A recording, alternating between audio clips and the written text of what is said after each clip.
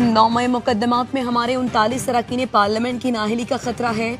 Chairman PTI barrister Gauhar कहते हैं 26 नवंबर cases शामिल करें तो अली अमीन समेत अरकान की तादाद 75 हो जाएगी। उनमें कौमी असम्बली के 11, 3 सेनेटर्स और पंजाब असम्बली के 25 अरकान भी शामिल हैं। केपी असम्बली में भी पीटीआई के तमाम अरकान पर मुकदमात हैं। प्रोग्राम खबर में मुनीफ फारूक की गुफ्तगू, कहा कभी इम्कान है कि आइंदा 15 रोज में फैसलाबाद एटीसी से शिबली फराज, उमर अयूब समेत 19 अरकान के खिलाफ सजाओं के फैसले आ सकते हैं। सजा हुई तो पीटीआई के 19 अरकान नशिस्तों से नाअहल हो जाएंगे। पाक फौज के 2 जवान खाकी वतन पर कुर्बान। मस्तूंग में सिक्योरिटी फोर्सेस का भारतीय हिमायत याफ्ता दहशतगर्दों के खिलाफ ऑपरेशन। मेजर जियाद सलीम और सिपाही नाजिम हुसैन बहादुरी से लड़ते हुए शहीद। सिक्योरिटी फोर्सेस की मौसर कार्रवाई, भारतीय हिमायत याफ्ता 3 दहशतगर्द मारे गए। सदर, वज़ीर आज़म और वफाकी वज़ीर दाखिला का फोर्सेस को खिराज तहसीन, शहीदों को खिराज अकीदत पेश किया। वज़ीर आज़म ने कहा मेजर जियाद शहीद और सिपाही नाजिम शहीद दहशतगर्दों के खिलाफ सीसा पिलाई दीवार की तरह खड़े रहे। पूरी कौम शहदा को सलाम पेश करती है। मोहसिन नकवी और इसहाक डार मेरे सूबे पर बात नहीं कर सकते, केपी के फैसले सूबे में ही होंगे। अली अमीन गंडापुर का वफाकी वजीरों को पैगाम, कहते हैं वफाकी हुकूमत अपनी जिम्मेदारी पूरी नहीं कर रही, हमारे साथ मुसलसल ज्यादती हो रही है, हमारे वाजिबात अदा किए जाएं। हम सूबे के अवाम की राय के मुताबिक फैसले ले रहे हैं। हमारा सूबा अपने वसाइल के साथ तरक्की करने की सलाहियत रखता है। गुट तालिबान की कोई गुंजाइश नहीं। जो गुट तालिबान की सिफारिश करेगा उनके खिलाफ भी कार्रवाई होगी। जो शख्स असलहे के साथ नजर आया उसके खिलाफ एक्शन होगा।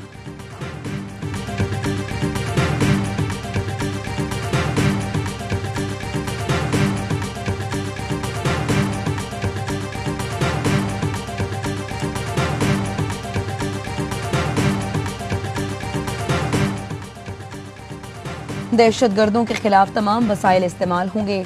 वजीर दाखिला मोहसिन नकवी का अली अमीन गंडापुर को जवाब। एक्स पर पैगाम में सवाल किया है, कहा हम सूबाई ओहदेदार डीआई खान में तालिबान को हर माह कितने पैसे देता है। वजीर आला केपी ने कहा था दहशतगर्दों के खिलाफ ड्रोन से कार्रवाई की इजाजत नहीं देंगे।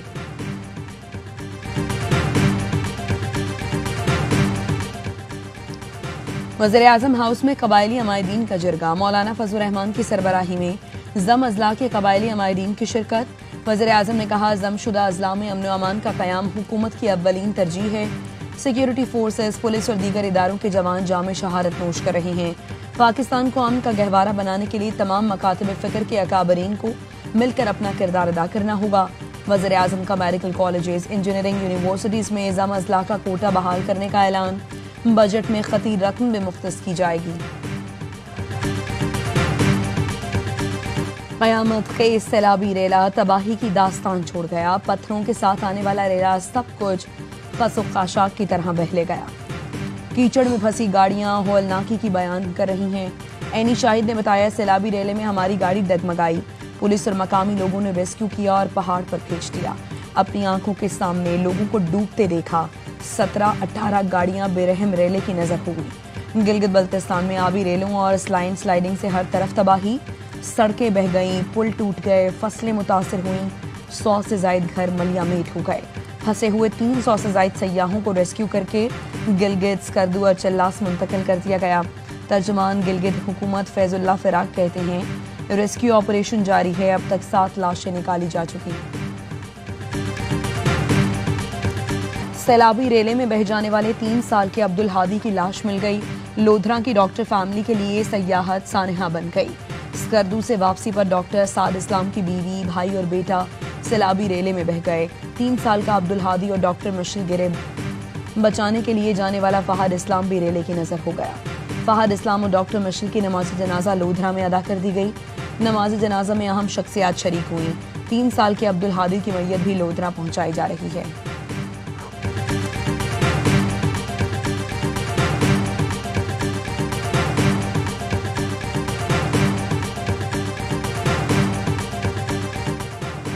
कराची में नेशनल हाईवे मलीर कोट के करीब डंपर ने मोटरसाइकिल सवार को कुचल दिया। हादसे में एक शख्स जाँ बहक, लाश जिना अस्पताल मुंतकिल। डंपर ड्राइवर मौके से फरार, पुलिस ने डंपर तहवील में ले लिया। फलस्तीन और मकबूजा कश्मीर के अवाम को आज़ादी का हक देना होगा। नायब वज़ीर आज़म इसहाक डार का सलामती काउंसिल में इजहार ख्याल। پاکستان کی زیر صدارت اجلاس میں کہا OIC نے لیبیا، افغانستان، شام، یمن میں امن کے لیے کام کیا۔ پاکستان OIC کا بانی ممبر ہے، تعاون جاری رکھے گا۔ عالمی امن کے لیے OIC پل کا کردار ادا کر رہی ہے۔ اس وقت دنیا کو عالمی عدم استحکام، انسانی بحران کا سامنا ہے۔ تشویشناک صورتحال اصولی کارروائی کا تقاضا کرتی ہے۔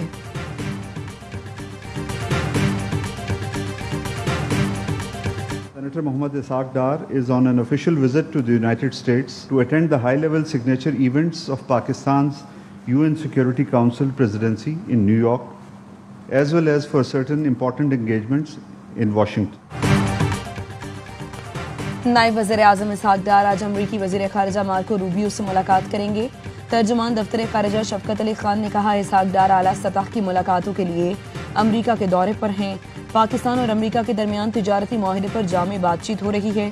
پاکستان بھارت کو سنجیدہ مذاکرات کی دعوت دے چکا۔ بھارت کو فیصلہ کرنا ہوگا کون سی پالیسی اپناتا ہے۔ ایرانی صدر کے دورے پاکستان کی حتمی تاریخ طے کی جا رہی ہے۔ غزہ میں بھوک کی وجہ سے فلسطینی دم توڑ رہے ہیں، فوری امداد بحال ہونی چاہیے۔ پاکستان کا اسرائیل اور حماس میں فوری جنگ بندی کا مطالبہ۔ وزیر اعظم شہباز شریف سے ورلڈ بینک کے ریجنل نائب صدر کی ملاقات۔ وزیر اعظم نے پاکستان کے سال طویل شراکت داری پر عالمی بینک کا شکریہ ادا کیا۔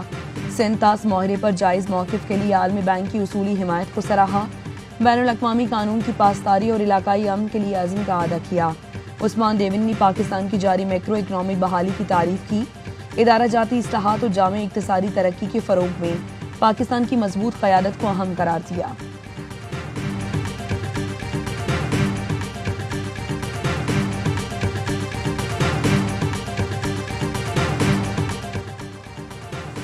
عالمی کریڈٹ اداروں کا پاکستانی معیشت پر اعتماد بحال۔ پاکستان کی معاشی درجہ بندی میں بہتری۔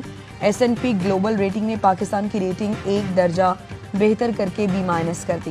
اس سے قبل فچ نے بھی پاکستان کی ریٹنگ بہتر کی تھی۔ اعلامیہ میں کہا گیا پاکستان کے غیر ملکی ذخائر میں اضافے سے بیلنس آف پیمنٹ بہتر ہوئی۔ ریونیو میں اضافے، مہنگائی میں کمی کی حکومتی کوششیں مالی استحکام کا باعث ہیں۔ وزیر اعظم کا اظہار اطمینان، کہا کریڈٹ ریٹنگ میں بہتری سے عالمی کیپٹل مارکیٹ تک رسائی میں مدد ملے گی۔ معیشت پر بیرونی سرمایہ کاروں کا اعتماد بہتر اور بیرونی قرضوں کی ادائیگی کا دباؤ بھی کم ہوگا۔ We are in the consultation with BCCI. We will announce it soon. All the members who are standing here, it's again the teamwork. Several countries were not able to come to Dhaka. It happens every time. The point is, which is good for ACC, that all 25 members participated today in the meeting. بھارتی board cricket کو سیاست سے الگ نہ رکھ سکا، بھارت کی ہٹ دھرمی۔ Asian cricket council کے اجلاس بغیر نتیجہ ختم۔ ایشیا کپ سے متعلق حتمی فیصلے نہ ہو سکے۔ ذرائع کا کہنا ہے ایشیا کپ کے بارے میں بھارتی بورڈ کچھ دن میں اپنی حکومت سے پوچھ کر بتائے گا۔ صدر Asian cricket council Mohsin Naqvi کا کہنا ہے ایشیا کپ کا اعلان جلد ہوگا۔ بھارتی بورڈ سے بات چیت جاری ہے، امید ہے معاملہ حل ہو جائے گا۔ سیاست کو ACC کے معاملات سے دور رکھنے پر سب نے اتفاق کیا۔ کرکٹ کو فروغ دینے کے لیے ہمیں مل کر کام کرنا ہوگا۔ اجلاس بڑے اچھے ماحول میں ہوا، تمام اراکین کا شرکت پر شکریہ ادا کرتا ہوں۔ کچھ لوگ ڈھاکہ نہیں آ سکے، ایسا ہوتا ہے۔ محسن نقوی نے ایشیا کپ سے پہلے پاکستان، افغانستان اور UAE میں سہ ملکی سیریز کی بھی تصدیق کر دی۔